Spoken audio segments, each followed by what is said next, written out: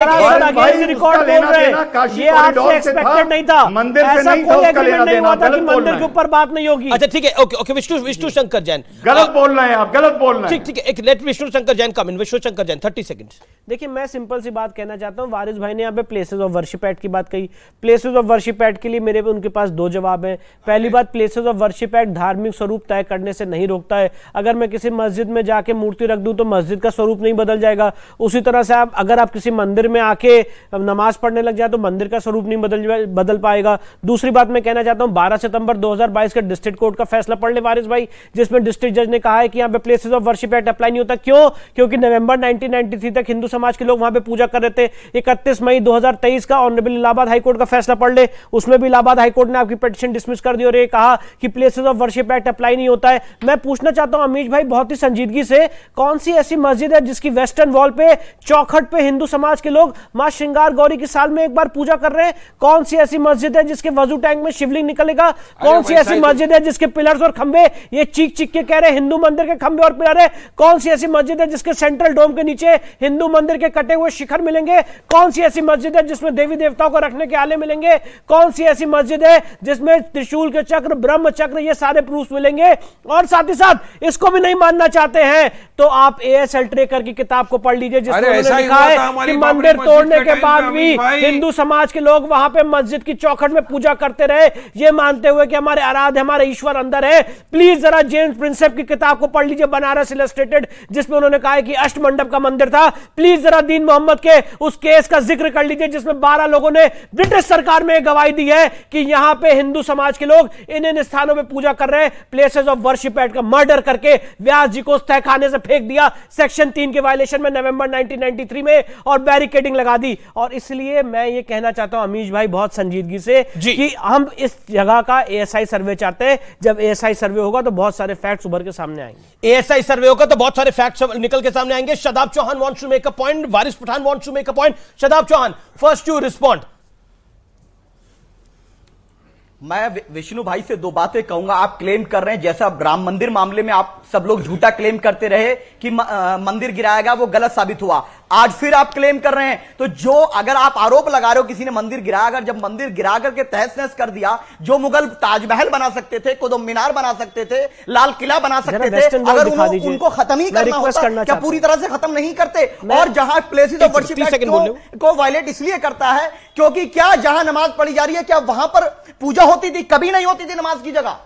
अच्छा एक सेकंड बार, एक शदाब भाई, एक आप तो इतने बड़े अपने आप को बहुत बड़े आलिम मानते हैं। यहाँ पर कई और वारिस पठान साहब बैठे हैं, यहाँ पे माजिद हैदरी जी बैठे हैं, आप अपने आप को सब आलिम मानते हैं, रिजवान जी बैठे हैं, सब आलिम मानते हैं अपने आप को। नहीं, मुझे एक सेकंड जनाब, सवाल का जवाब दे दीजिए ना। मैं आप चारों से पूछता हूं, आप रिजवान अहमद, माजिद हैदरी, वारिस पठान एंड शदाब चौहान, मुझे बताइए कौन सी ऐसी मस्जिद है जहां जिसकी चौखट पे मां श्रृंगार गौरी की पूजा होती हो? बताइए, वो भी वेस्टर्न साइड पे। बताइए कौन सी ऐसी मस्जिद है, बताइए। उत्तर सुनिए। नहीं, एक सेकंड जो नहीं, आप मुझे चारों में से जो हाथ खड़ा करेगा मैं उसका जवाब सुन लेता हूं। ओके, शदाब चौहान तो हाथ नहीं खड़ा कर रहे, वारिस पठान हाथ खड़ा कर रहे हैं, माजिद हैदरी हाथ खड़ा कर रहे हैं और रिजवान अहमद हाथ खड़ा कर रहे हैं। ओके, शदाब पे कहना चाहते हैं। शदाब 30 सेकंड दिया आपको, 30 सेकंड्स गिवन। बताइए कौन सी ऐसी मस्जिद है दुनिया भर में? सुन लीजिए। हाँ बताइए प्लीज। आप सुन लीजिए, पूरी दुनिया का सुन लीजिए। आप प्लेसेस ऑफ वर्शिप एक्ट को आप मानते हैं या नहीं मानते, पहले बीजेपी ये क्लैरिफाई कर दे, पहली चीज।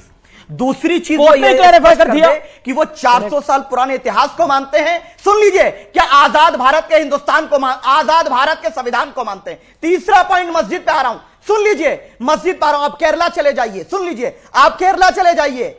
आप केरला मत जाइए, आप केरला मत जाइए। मैं कहता हूं काशी में ज्ञान वापी पे ही रहते हैं। मैं केरल नहीं जाना चाहता, ना मैं चाहता हूं व्यूअर इस देश का केरल जाए, लेकिन अब जो मैं बात कर रहा हूं व्यूअर, वो आपको ध्यान देकर सुननी चाहिए। और सुनिए वो बात क्या है। आपने बोला आजाद भारत में आप प्लेसेस ऑफ वर्शिप एक्ट को मानते हैं नहीं मानते, यही सवाल पूछा ना आपने।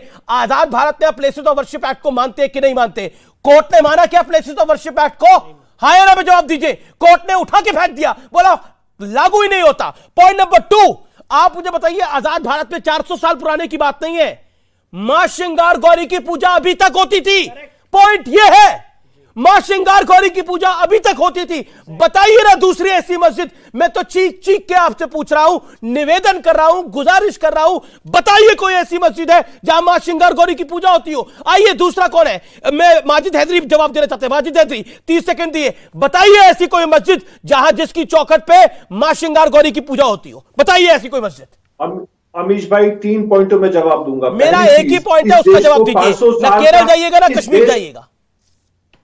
अमीश भाई, इस देश को 500 साल का हिंदू मुस्लिम भाईचारा चाहिए या 5 महिलाओं की आस्था की वजह से जो विष्णु शंकर जी ने जो खिचड़ी पकाई है उसमें हमें इनमें आपस में दीवार बनानी है।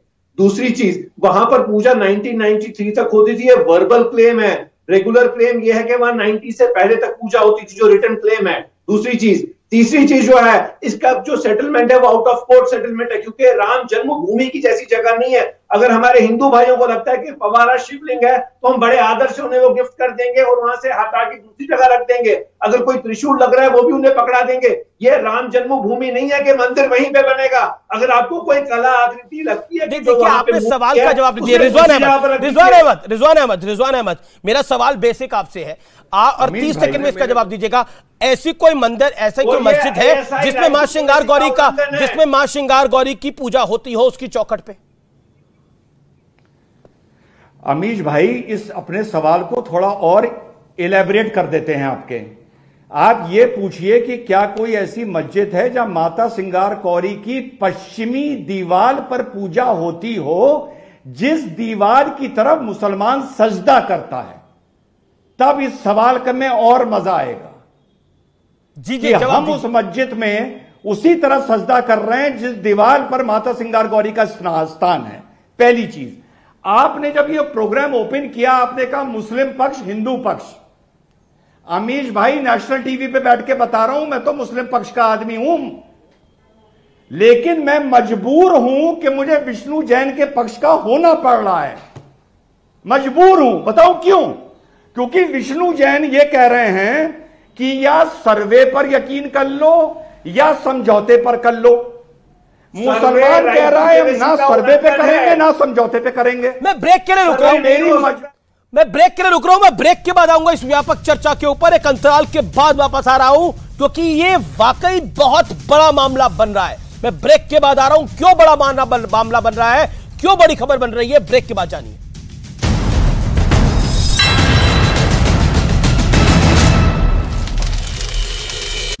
हाईवे को कई लोग मारते दिखाई दिए। किसी ने लात घूंसों से उसे पीटा तो कोई इस पर लाठी बरसाता दिखा। जमकर पिटाई के बाद वहां से लोग फरार हो गए। बताया गया कि जिस लड़के की पिटाई की गई वो कबाड़ी का काम करता था और पीटने वाले उसे जानने वाले थे। हालांकि मारपीट की वजह सामने नहीं आई। पुलिस ने पीड़ित की तहरीर पर आरोपियों